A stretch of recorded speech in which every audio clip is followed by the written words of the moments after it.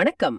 இன்னைக்கு நாம நவம்பர் 27, 2025க்கான வாசகங்களை கொஞ்சம் ஆழமா அலச போறோம். ஆமா, நம்ம கிட்ட லூக்கா நற்செய்தி, தானியல் புத்தகத்திலிருந்து 2 பகுதிகள், அப்புறம் போப் பிரான்சிஸ் அவர்களோட ஒரு சிந்தனையும் இருக்கு. சரி, ஆரம்பிக்கலாம். முதல்ல லூக்கா நற்செய்தி எடுத்துக்குவோம். லூக்கா 21ஆம் அதிகாரம். மேலோட்டமா பார்த்தா இது ஒரு இருண்ட எச்சரிக்கை மாதிரி தான் தெரியுது. ஆனா நம்மளோட நோக்கம் அது இல்ல. இந்த பயங்கரமான வரிகளுக்கு பின்னாடி ஏதாவது ஆழமான செய்தி இருக்கான்னு பாக்குறது தான். நிச்சயமா. இது உண்மையிலே அழிவை பத்தி மட்டும்தான் பேசுதா, இல்ல இதுக்குள்ள நமக்கான ஒரு நம்பிக்கை ஒளிஞ்சிருக்கா? வாங்க, இத கொஞ்சம் ஆழமா அலசி பார்க்கலாம். கண்டிப்பா. ஏன்னா இந்த மாதிரி உரையாடல்கள்ல சுவாரஸ்யமே அந்த மேற்பரப்புக்கு அடியில என்ன இருக்குன்னு பாக்குறது தான். சரி. இது ஒரு எச்சரிக்கை மட்டும் இல்லாம ஒரு தயாரிப்புக்கான அழைப்பாவும் இருக்கு. அது என்னன்னு தான் நாம கண்டுபிடிக்க போறோம். ஓகே, அப்ப முதல்ல ஆரம்பிக்கலாம். இந்த பகுதியோட தொடக்கமே ரொம்ப நேரடியா இருக்கு. வசனம் 20ல எருசலேமை படைகள் சூழ்ந்திருப்பதை நீங்கள் காணும்போது அதன் அழிவு நெருங்கி வந்துவிட்டது. ஆமா, ரொம்ப நேரடியான ஒரு ராணுவ முற்றுகை. இங்க எந்த உருவகமும் இல்ல, எதுவுமே இல்ல. ரொம்ப யதார்த்தமா இருக்கு. இதுல சுவாரஸ்யமான விஷயம் என்னன்னா, இது ஒரு உடனடி ஆபத்தை குறிக்குது. சரி. எதிர்காலத்துல போர் வரும்னு சொல்லல, படைகள் இப்ப உங்களை சுற்றி வளைச்சிடுச்சுன்னு சொல்லுது. ஆமா, அதனால அடுத்து வர அறிவுறுத்தல்களும் ரொம்ப அவசரமா இருக்கு. கரெக்ட். வசனம் 21ல யூதேயாவில் உள்ளவங்க மழைகளுக்கு தப்பி ஓடுங்க, நகரத்துக்குள்ள இருக்கிறவங்க வெளியே போங்கன்னு. கிராமத்துல இருக்கிறவங்க நகரத்துக்குள்ள வராதீங்க. ஒரு முற்றுகையோட தர்க்கத்தை புரிஞ்சுக்கிட்டா இது ரொம்ப தெளிவா புரியும். ஓஹோ. ஒரு நகரத்தை முற்றுகையிட்டா வெளி உலக தொடர்பு துண்டிக்கப்படும், உணவு தண்ணீர் வருது நின்னுடும். சரி. அந்த நேரத்துல கிராமத்துல இருந்து நகரத்துக்குள்ள வர்றது அது ஒரு எலிப்பொறிக்குள்ள போறதுக்கு சமம். புரியுது. அதே மாதிரி நகரத்துக்குள்ள மாட்டிருக்கிறவங்க தப்பிக்க ஒரே வழி வெளியேறுவதுதான். மழைகளுக்கு ஓடுவது ஒரு பாதுகாப்புக்காக. அப்போ இது ஒரு விதத்துல அந்த காலகட்டத்துக்கான சர்வைவல் கைட் மாதிரி. ஆமா, ஆனா அது மட்டும் இல்லையே. அதுதான் அடுத்த பாயிண்ட். வசனம் 22ல இதுக்கு ஒரு பெரிய அர்த்தம் கொடுக்கப்படுது. அவை பழிவாங்கும் நாட்கள்னு. ஆமா, அப்போது மறைநூலில் எழுதியுள்ள யாவும் நிறைவேறும். கரெக்ட். இந்த ஒரு வரி ஒரு சாதாரண ராணுவ தாக்குதல ஒரு தீர்க்க தரிசனத்தோட நிறைவேறுதலா மாத்திடுது. ஆமா, இது எனக்கு கொஞ்சம் குழப்பமா இருக்கு. இதுதான் இந்த பகுதியோட சிக்கலான தன்மையே. ஒரு தனிப்பட்ட மனிதனுக்கு அது ஒரு பயங்கரமான உயிருக்கு போராடுற தருணம். ஆமா, ஆனா ஒரு பெரிய வரலாற்று பார்வையில பார்க்கும்போது இது ஒரு தற்செயலான நிகழ்வில்ல. இது ஒரு பெரிய கதையின் ஒரு அங்கம்னு இந்த வரி சொல்லுது. அந்த பழிவாங்கும் நாட்கள், எழுதியுள்ளது நிறைவேறும் போன்ற வார்த்தைகள் இந்த துன்பத்துக்கு ஒரு அர்த்தம் இருக்குன்னு சொல்றதுக்கு முயற்சி பண்ணுது. அதாவது நடத்துற கொடுமைகள் அர்த்தமற்றவை அல்ல, அது ஒரு பெரிய தெய்வீக திட்டத்தின் ஒரு பகுதின்னு சொல்றாங்க. சரியா சொன்னீங்க. ஆனா அடுத்த பகுதி அந்த துன்பத்தோட கோர முகத்தை இன்னும் தெளிவா காட்டுது. ஆமா, வசனம் 23ல கருவுற்றிருப்போருக்கும் பாலூட்டுவோருக்கும் ஐயோ பரிதாபம். இது படிக்கும் போதே மனசுக்கு ரொம்ப கஷ்டமா இருக்கு. நிச்சயமா, இது போரோட மனிதாபிமானமற்ற தன்மையை அப்பட்டமா காட்டுது. எந்த ஒரு சமூக நெருக்கடியிலையும் முதல்லையும் அதிகமாவும் பாதிக்கப்படுறது யாருன்னா அந்த சமூகத்தோட மிகவும் பலவீனமான நிலையில இருக்கிறவங்க தான். கர்ப்பிணிகள், குழந்தைகள். ஆமா, இத குறிப்பிட்டு சொல்றது மூலமா இந்த அழிவு எவ்வளவு கொடூரமானதுன்னு அழுத்தமா பதிவு செய்யுது. இது வெறும் வீரர்களை பத்தின போர் வர்ணனை இல்ல, சாதாரண மக்களோட துயரத்தை பத்தின பதிவு. கரெக்ட். அதோட தொடர்ச்சியா அவர்கள் வாளால் வீழ்த்தப்படுவார்கள், எல்லா நாடுகளுக்கும் சிறைப்பிடித்து செல்லப்படுவார்கள். ஆமா, அழிவின் அளவு விபடிக்குது. ஆனா அந்த வரியோட 2ஆம் பகுதி தான் ரொம்பவே சுவாரஸ்யமா இருக்கு. எது? பிற இனத்தார் காலம் நிறைவேறும் வரை எருசலேம் அவர்களால் மிடிக்கப்படும். இந்த பிற இனத்தார் காலம் அப்படிங்கிறது ஒரு டைம் லிமிட் மாதிரி கேக்குது. மிக சரியா கவனிச்சீங்க. இதுதான் இந்த பகுதியில வர முதல் நம்பிக்கை கீற்றுன்னு சொல்லலாம். அப்படியா? ஆமா, இது ஒரு முடிவில்லாத அழிவில்ல, இது ஒரு தற்காலிகமான நிலை. The time of the gentiles அப்படிங்கிறது ஒரு குறிப்பிட்ட வரையறுக்கப்பட்ட காலகட்டத்தை குறிக்குது. ஓ, இது அந்த வாசகர்களுக்கு ஒரு சூசகமான செய்தியை கொடுக்குது. இந்த துன்பம் நிரந்தரம் இல்லை, இதுக்கு ஒரு முடிவு இருக்கு. அப்போ இது ஒரு முக்கியமான கேள்வி எழுப்புது. அந்த காலம் முடிஞ்ச பிறகு என்ன நடக்கும்? ஆமா, ஒரு எதிர்பார்ப்பை உருவாக்குது இல்லையா? ஆமா, அதுதான் அதோட நோக்கமே. ஒரு சஸ்பென்ஸ உருவாக்கிட்டு கதைக்களம் திடீர்னு மாறுது. கரெக்ட். இதுவரைக்கும் ஒரு குறிப்பிட்ட நகரத்தோட அழிவை பத்தி பேசிட்டு இருந்த உரையாடல் இப்ப பிரபஞ்ச அளவுல விரிவடையுது. ஆமா, இங்கதான் விஷயம் இன்னும் தீவிரமாகுது. இங்கதான் இந்த உரையாடல் ஒரு சயின்ஸ் ஃபிக்ஷன் த்ரில்லர் மாதிரி மாறுது. வசனம் 25ல கதிரவனிலும் நிலாவிலும் விண்மீன்களிலும் அடையாளங்கள் தென்படும். திடீர்னு ஒரு நகரத்தோட முற்றுகையிலிருந்து சூரியன் சந்திரன் வரைக்கும் போகுது. இந்த மாற்றம் ஏன்? இது ஒரு முக்கியமான கருத்தியல் மாற்றம். இதுவரைக்கும் விவரிச்சது எல்லாமே சரித்திரத்துல நடக்கக்கூடிய விஷயங்கள். போர், முற்றுகை, அடிமைத்தனம். ஆமா. ஆனா இப்போ விவரிப்பு பிரபஞ்சத்தோட அடிப்படை ஒழுங்கியே கேள்விக்குள்ளாக்குது. எப்படி? பண்டைய உலகத்துல சூரியன், சந்திரன், நட்சத்திரங்கள் எல்லாம் நிலையான, கணிக்கக்கூடிய சக்திகள். ஆமா, காலத்தை காட்டுறது, வழியை காட்டுறதுன்னு. அதேதான். அதுலயே அடையாளங்கள் தோன்றுதுன்னா பிரபஞ்சத்தோட அடிப்படை கட்டமைப்பே ஆட்டங்காணுதுன்னு அர்த்தம். அந்த ஆட்டம் பூமியிலையும் பிரதிபலிக்குது. ஆமா. மண்ணுலகின் மக்களிடையே கடலின் கொந்தளிப்பாலும் முழக்கத்தினாலும் கலங்கி என்ன செய்வதென்று தெரியாமல் குழப்பமடைவார்கள். இந்த வரி ரொம்ப சக்தி வாய்ந்தது. அந்த என்ன செய்வதென்று தெரியாமல் குழப்பமடைவார்கள்ன்ற வரிதான் இதுல ரொம்ப முக்கியம். ஏன்? இது மனித கட்டுப்பாட்டின் முழுமையான இழப்ப குறிக்குது. நாம நம்மளோட அரசாங்கங்கள், தொழில்நுட்பம், அறிவு மேல நம்பிக்கை வச்சிருக்கோம். ஆனா பிரபஞ்ச சக்திகளுக்கு முன்னாடி, கடலோட சீற்றத்துக்கு முன்னாடி மனிதன் எவ்வளவு கையறு நிலையில இருக்கான்னு இது காட்டுது. நம்மளோட எல்லா சிஸ்டமும் தோத்து போற ஒரு தருணம் அது. கரெக்ட். அந்த கையறு நிலையோட உளவியல் தாக்கம் அடுத்த வரியில இன்னும் ஆழமா விவரிக்கப்படுது. ஆமா.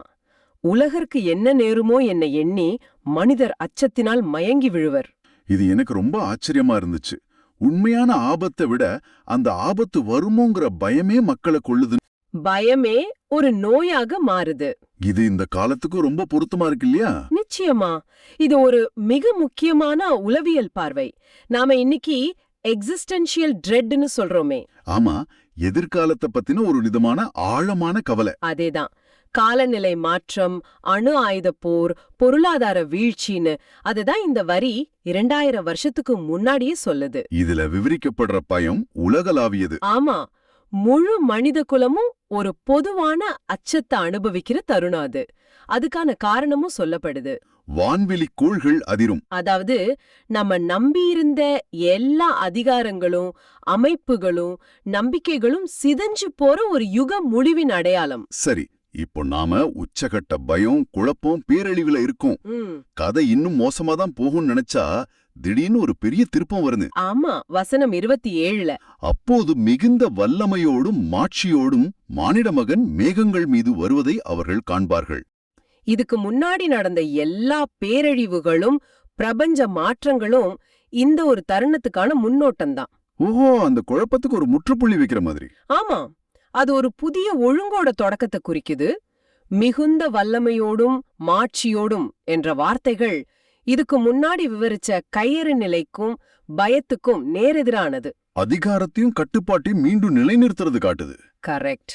எல்லாம் கைமீறி போகும்போது ஒரு மீட்பர் வரார். ஆனா நான் திரும்ப திரும்ப படிச்சு பார்த்ததுல எனக்கு இந்த முழு பகுதியோட அர்த்தத்தையும் மாத்தினது கடைசி வரிதான். வசனம் 28. ஆமா, இவ்ளோ பயங்கரமான விஷயங்கள் எல்லாம் பட்டியலிட்ட பிறகு அது சொல்ற அறிவுறுத்தல் என்னன்னா, இவை நிகழத் தொடங்கும்போது நீங்கள் தலை நிமிர்ந்து நில்லுங்கள், ஏனெனில் உங்கள் மீட்பு நெருங்கி வருகின்றது. உலகத்துல மற்றவங்களெல்லாம் ஐயோ எல்லாம் முடிய போகுதுன்னு பயத்துல மயங்கி விழும்போது நீங்க மட்டும் ஆஹா நம்ம மீட்பு நெருங்கிடுச்சுன்னு சந்தோஷப்படணும். இது கொஞ்சம் விசித்திரமா இல்லையா? விசித்திரமா இருக்கலாம், ஆனா அதுதான் இதோட செய்தி. எப்படி? ஒரு புயல் வேகமா வருதுன்னு வைங்க, கரையில இருக்கிற ஒரு மீனவருக்கு அது அவரோட படகையும் வீட்டையும் அழிக்க போற ஒரு பேரழிவு. சரி. ஆனா பல வருஷமா வறட்சியில காஞ்சிக்கிட்டு இருக்கிற ஒரு விவசாயிக்கு அதே புயல் ஒரு வரப்பிரசாதம், ஜீவல கொடுக்கற மழை. வாவ், நிகழ்வு ஒண்ணுதான், ஆனா கண்ணோட்டம் அதை முழுசா மாத்திடுது. இங்கேயும் அதேதான். பேரழிவின் அறிகுறிகளே வரவரும் விடுதலின் அறிகுறிகளாகவும் பார்க்கப்படணும்னு சொல்லுது. இந்த கண்ணோட்டத்துல நான் யோசிக்கவே இல்ல. அப்போ இது துன்பத்தை ரட்சிப்பின் முன்னோடியா மாத்துது. மத்தவங்க முடிவை பாக்குற இடத்துல நீங்க ஒரு புதிய தொடக்கத்தை பார்க்கணும்னு அறிவுறுத்துது. ஆமா, உங்கள் மீட்பு நெருங்கி வருகின்றதுங்கிற அந்த ஒரு நம்பிக்கை இதுக்கு முன்னாடி சொன்ன எல்லா பயங்கரங்களையும் தாங்கிக் கொள்ளும் சக்தியை கொடுக்குது. மிகச்சரியா சொன்னீங்க. இது செயலற்ற காத்திருப்பு இல்ல.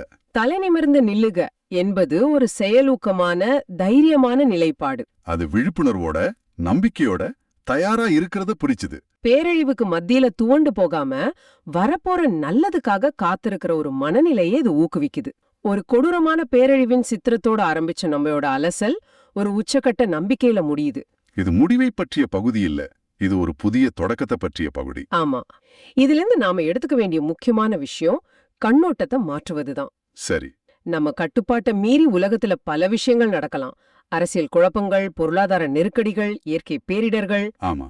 இந்த மாதிரி நேரங்கள்ல மற்றவங்க பயத்தையும் முடிவையும் பார்க்கும்போது அதே நிகழ்வுகள்ல ஒரு புதிய வாய்ப்பையோ ஒரு மாற்றத்துக்கான அறிகுறியையும் நம்மால பார்க்க முடியுமாங்கிறது தான் கேள்வி. அழிவின் அறிகுறிகளை மட்டும் பார்க்காம மீட்பின் அறிகுறிகளையும் அடையாளம் காண நமக்கு கற்றுக் கொடுக்குது. கரெக்ட். குழப்பத்துக்கு நடுவுல ஒரு ஒழுங்கையும் பயத்துக்கு நடுவுல ஒரு நம்பிக்கையும் தேடுறது.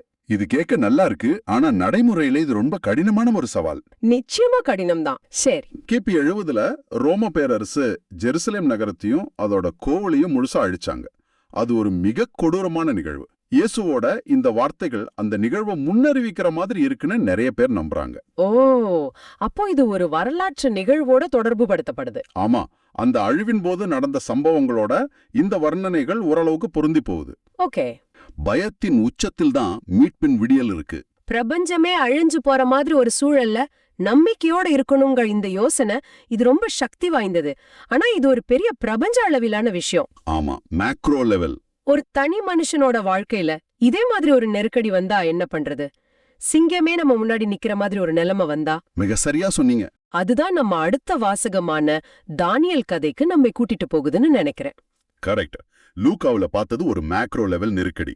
இப்போ தானியல்ல பார்க்க போறது ஒரு மைக்ரோ லெவல், ரொம்பவே தனிப்பட்ட ஒரு உயிராபத்தான நெருக்கடி.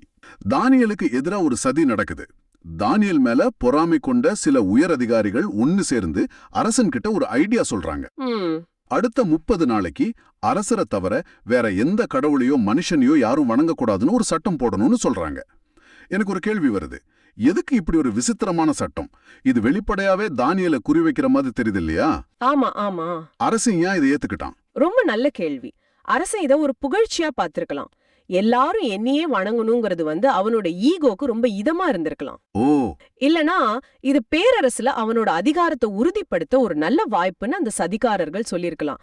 அரசர் மேல மக்கள் எவ்வளவு விசுவாசமா இருக்காங்கன்னு சோதிச்சு பார்க்கலான்னு ஒரு போர்வையில அதை முன் வச்சிருக்கலாம். ஆனா இதுல ஒளிஞ்சிருக்கிற சூழ்ச்சி அவனுக்கு புரியல. அவன் அவங்களோட உண்மையான நோக்கத்தை பார்க்க தவறிட்டான். ஓகே, அப்போ அந்த சட்டம் அமலுக்கு வருது. மீறினா என்ன தண்டனை? உயிரோட சிங்க குகையில தூக்கி போட்டுருவாங்க. ஆனா தானியல் இத பத்தி கொஞ்சம் கூட கவலைப்படல. சட்டம் போட்டதே தெரிஞ்சும் வழக்கம் போல வீட்டு மாடிக்கு போறார். ஜன்னலை திறந்து வச்சு ஒரு நாளைக்கு 3 தடவை ஜெபம் பண்றார். இதை எதிர்பார்த்துக்கிட்டே இருந்த அந்த சதிகாரர்கள் நேரா அரசன் கிட்ட போய் புகார் பண்றாங்க. இங்க அவங்க புகார் சொல்ற விதத்தை நாம கூர்ந்து கவனிக்கணும். எப்படி? அவங்க தானியேல் சட்டத்தை மீறிட்டார்னு சிம்பிளா சொல்லல. அவங்க என்ன சொல்றாங்கன்னா, யூதாவிலிருந்து சிறைப்பிடித்து கொண்டு வரப்பட்டவர்களில் ஒருவனாகிய தானியேல் உம்மை மதிக்காம சட்டத்தை மீறுகிறார்னு சொல்றாங்க. இதுல ஒரு நுட்பமான விஷயம் இருக்கு. ஆமா, யூதாவிலிருந்து வந்தவன் ஏன் அழுத்தி சொல்லணும்? அதுதான் அவங்களோட தந்திரம். இதுக்கு பேரு அதரிங். அதாவது அவன் நம்மாள் இல்ல, வெளியாள், அகதியா வந்தவன் முத்திர குத்துறது. ஓஹோ. இப்படி பண்றது மூலமா தானியேலோட பதவியையும் மரியாதையும் குறைச்சு அவனை ஒரு அற்பமான ஆளா காட்டுறாங்க. அவனை ஒரு அந்நியனாகவும் தேசத்துக்கு விசுவாசம் இல்லாதவனாகவும் சித்தரிக்கிறாங்க. இது இன்னைக்கு அரசியல்ல கூட நம்ம பாக்குற ஒரு யுக்தி மாதிரி இருக்கே. அதுதான், ஒருத்தரை தாக்குறதுக்கு முன்னாடி அவரை மனிதாபிமான மற்றவரா காட்டுறது. இது வெறும் சட்டமீறல் புகார் இல்ல, இது ஒரு இனவெறி கலந்த தனிப்பட்ட தாக்குதல். இத கேட்டதும் அரசனோட மனநிலை தான் கதையோட திருப்புமுனை. அரசன் இத கேட்டு ரொம்ப மனசு வருந்தினான்னு. ஆமா, அவனுக்கு கோபம் வரல, வருத்தம் தான் வருது. ஏன்னா அவனுக்கு தானியேலை பிடிக்கும். அதனால தானியேலை காப்பாத்த நாள் முழுக்க முயற்சி பண்றான். ஆனா முடியல. ஏன்? ஏன்னா அவன் போட்ட சட்டம் அவனே கட்டி போட்டுடுச்சு. அந்த சதிகாரர்கள் அரசே, மேதியர் பாரசீக சட்டம் மாறாதது. நீங்க ஒரு தடவை கையெழுத்து போட்டா அதை யாராலையும் மாத்த முடியாது, உங்களால கூட முடியாதுன்னு ஞாபகப்படுத்துறாங்க. ஆமா, இந்த மாற்ற முடியாத சட்டம்ங்கிறதே ஒரு பெரிய அரசியல் தந்திரம் தானே. கரெக்ட். அது எப்படி? நீங்களே சொல்லுங்க. மேதிய பாரசீக பேரரசுக்கு இது அவங்களோட அரசியல் பிரச்சாரத்தோட ஒரு முக்கியமான அங்கம். எங்க சட்டம் மாறாதது, எங்க ராஜாவோட வார்த்தை நட்சத்திரங்கள் மாதிரி நிலையானதுன்னு சொல்றது மூலமா அவங்க ஆட்சிக்கு ஒரு தெய்வீக தன்மையும் அசைக்க முடியாத ஸ்திரத்தன்மையும் கொடுக்கறாங்க. ஓ, அது அவங்க பிராண்ட் இமேஜ். ஆமா. அதனால இப்போ அரசு அந்த சட்டத்தை மீறினா மொத்த சிஸ்டமும் பலவீனமானதுன்னு ஒத்துக்கிட்ட மாதிரி ஆயிடும். அதனாலதான் அவன் சிக்கிக்கிறான். உலகத்துக்கே ராஜாவா இருந்தாலும் அவன் உருவாக்குன சட்டத்துக்கே அவன் அடிமையாகி நிக்கிறான். ஆமா. அப்போ அதிகாரம் கையில இருந்தும் அரசன் கையால ஆகாதவனா நிக்கிறான். ரொம்பவே இக்கட்டான நிலைமை. இப்பதான் கதை உண்மையிலே விறுவிறுப்பாகுது இல்லையா? அவன் மனசுக்கு விருப்பம் இல்லாத ஒரு தீர்ப்பை கொடுக்க வேண்டிய கட்டாயத்துக்கு தள்ளப்படுறான். ஆமா, அவனோட கட்டளைப்படி தானியேல சிங்க குகையில தள்ளுறாங்க. அதோட நிக்கல. அந்த குகையோட வாய ஒரு பெரிய கல்லால மூடி அரசனோட மோதிரத்தாலையும் அவனோட அதிகாரிகளோட மோதிரத்தாலையும் முத்திர வைக்கிறாங்க. எதுக்கு இவ்வளவு பாதுகாப்பு? யாரும் ராத்திரியோட ராத்திரியா வந்து தானியேல காப்பாத்திடக்கூடாதுன்னு உறுதிப்படுத்திக்கிறாங்க. ஆனா தானியேல பிரியும் போது அரசன் சொல்ற வார்த்தைகள் ரொம்ப வித்தியாசமா இருக்கு. நீ இடைவிடாமல் வழிபடும் உன் கடவுள் உன்னை விடுவிப்பாராகன்னு சொல்றான். இது ஒரு தண்டனை நிறைவேற்ற அரசன் சொல்ற மாதிரி இல்ல, ஒரு வேண்டுதல் மாதிரி இருக்கு. சரிதான். அவனோட கையற நிலையும் தானியேலோட கடவுள் மேல அவனுக்கு இருந்த ஒருவித மரியாதையும் இதுல தெரியுது. நிச்சயமா. அதுக்கப்புறம் அரண்மனைக்கு போன அரசனோட மனநிலைய மூலம் ரொம்ப அழகா விவரிக்குது. அன்றிரவு முழுவதும் அவன் சாப்பிடல, எந்த கேளிக்கையிலும் ஈடுபடல, அவனுக்கு தூக்கமே வரல. யோசிச்சு பாருங்க, ஒரு பேரரசன் ஒரு நல்ல மனுஷனை சாக கொடுத்த குற்ற உணர்ச்சியில ராத்திரி முழுக்க தவிக்கிறான். ஆமா, அவன் ஒரு இரக்கமற்ற சர்வாதிகாரி இல்ல, அவன் சட்டத்துக்கு கட்டுப்பட்டவன். ஆனா அவனோட மனசாட்சி அவனை உறுத்துது.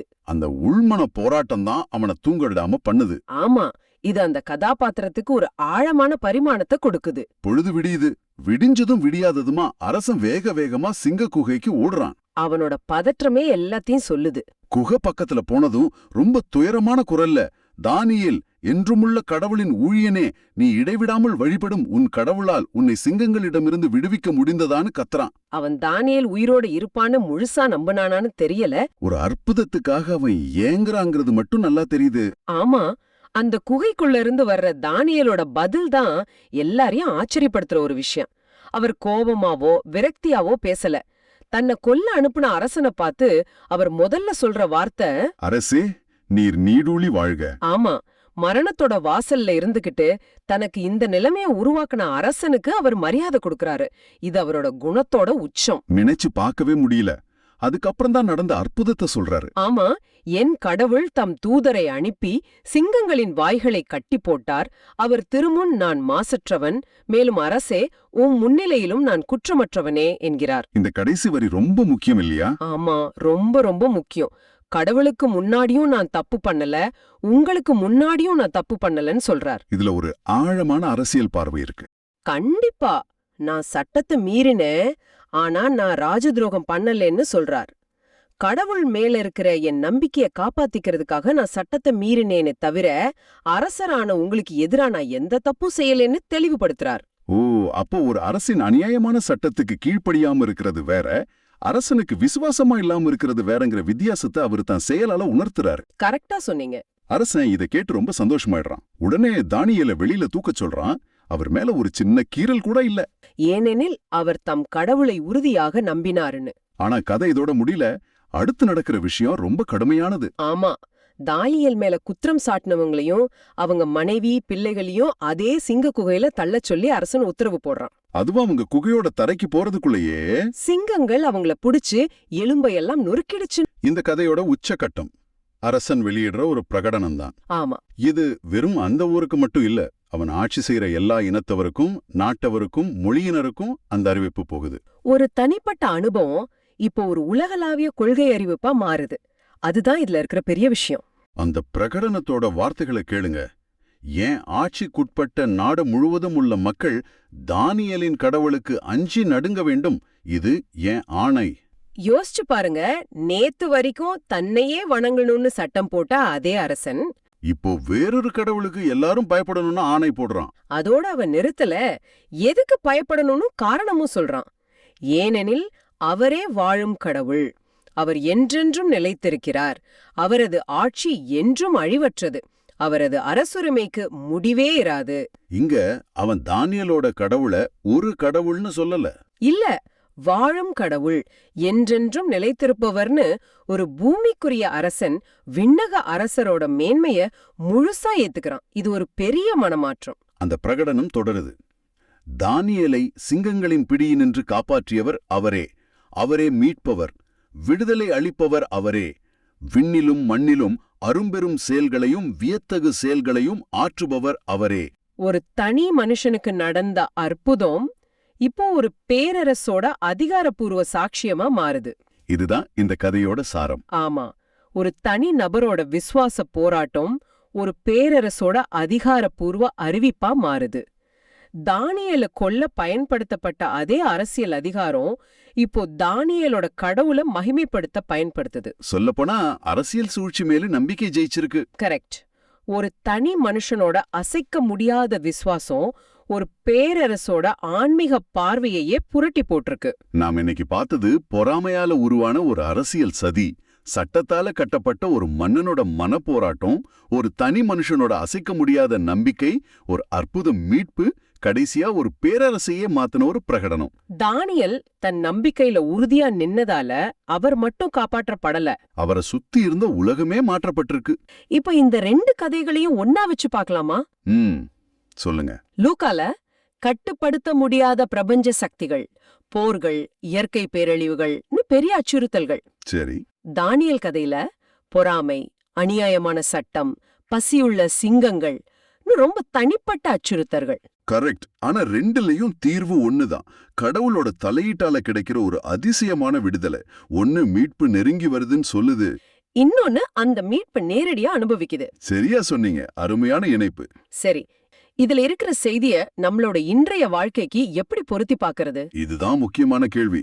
அதுக்குதான் நீங்க போப் பிரான்சிஸ் அவர்களோட ஒரு சிந்தனையை பகிர்ந்திருக்கீங்கன்னு நினைக்கிறேன். ஆமா, போப் பிரான்சிஸ் இந்த 2 உலகத்துக்கும் ஒரு பாலம் மாதிரி செயல்படுறார்.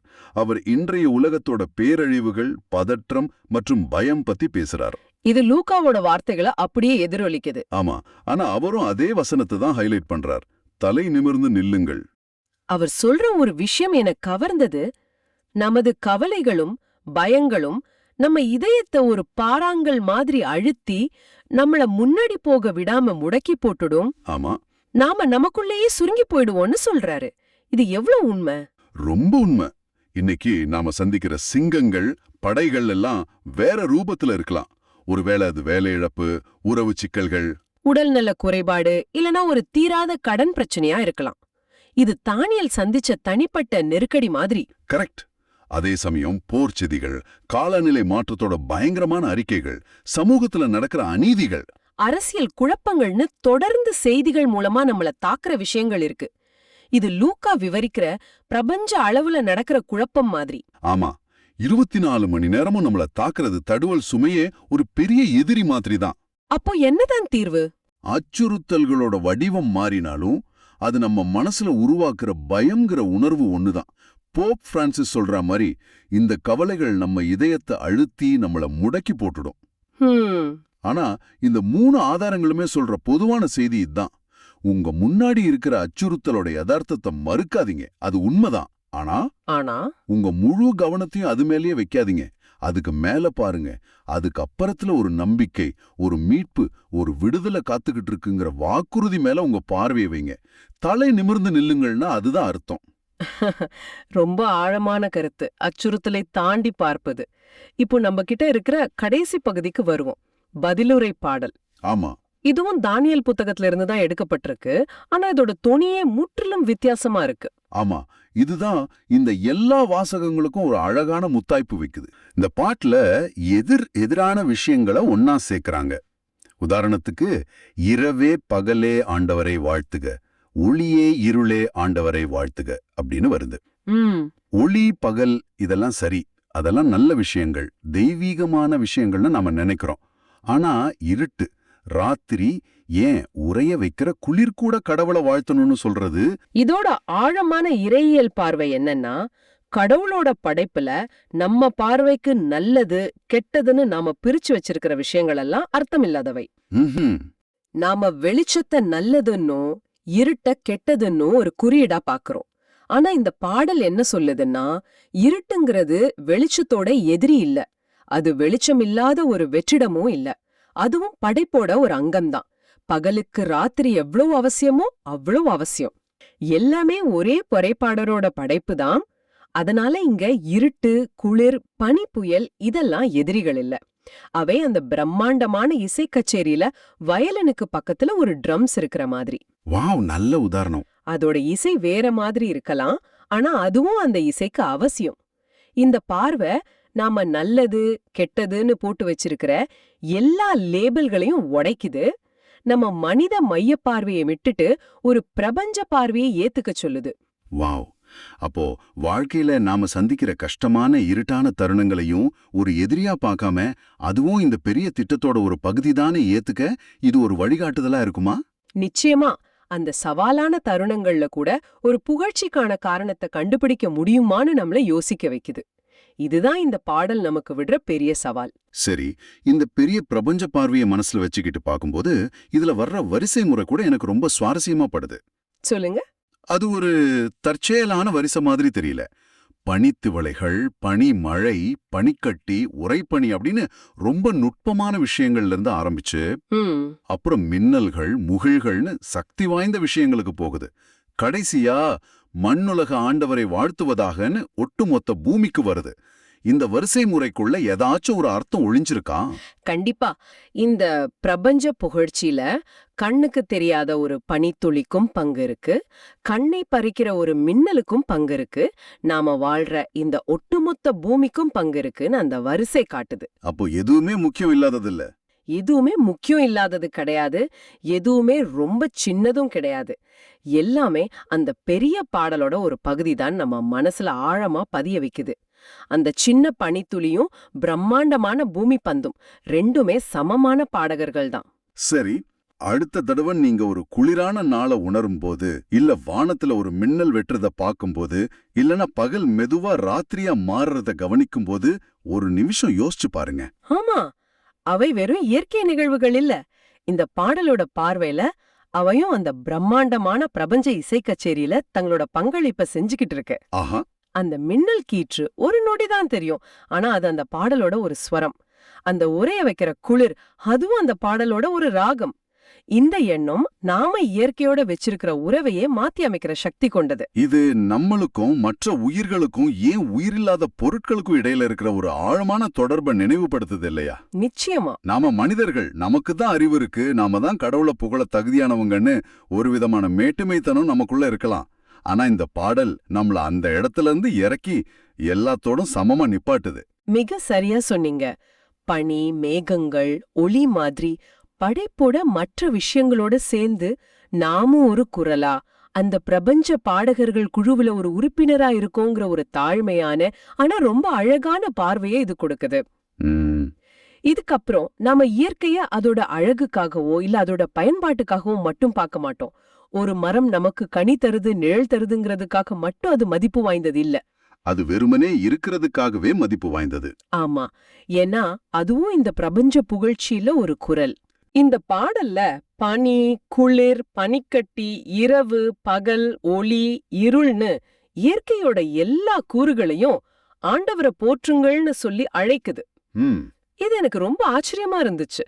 ஏன்னா லூக்கா நற்செய்தியில சூரியனும் சந்திரனும் அழிவோட பயமுறுத்துற அடையாளங்களா காட்டப்படுது. ஆமா.